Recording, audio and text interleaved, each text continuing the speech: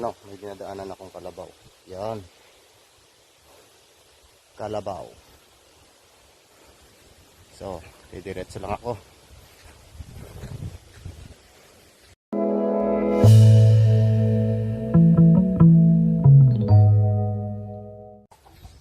So, ngayon mga tol, pupunta po ako ngayon sa bundok.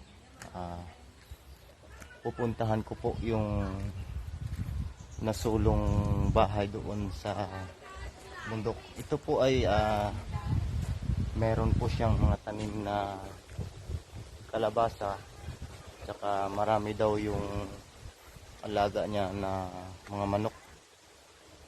Binibinta niya daw. So puntahan ko ngayon. Ako po ay bibili ng mga native na manok. So mga native daw yung alaga niya. So pupuntahan ko ngayon. So medyo malayo-layo. Mahigit 1 oras siguro ang lalakarin ko bago ako makarating doon. So ako lang mag-isa. So guys, so abangan niyo na lang. So let's go. So ito na mga guys, no. Patuloy pa rin akong lumalakad papunta doon sa aking tinatarget na bahay, na yun nga, yun sa sinasabi ko na nasulong bahay sa bundok na ito. So medyo malayo-layo pa, saka mga tol, medyo malakas yung hangin dito.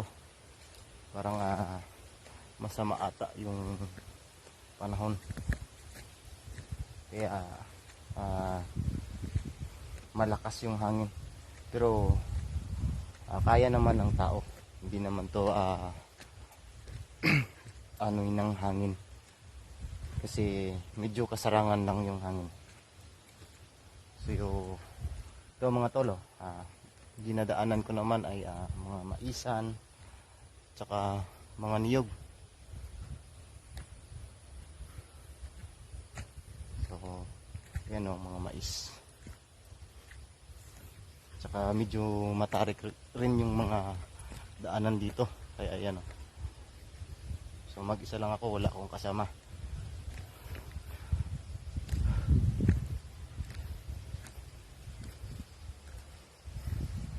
So tingnan natin yung sinasabi nila na si Uncle Buding daw, Uncle kung tawagin sa Tagalog, si Uncle.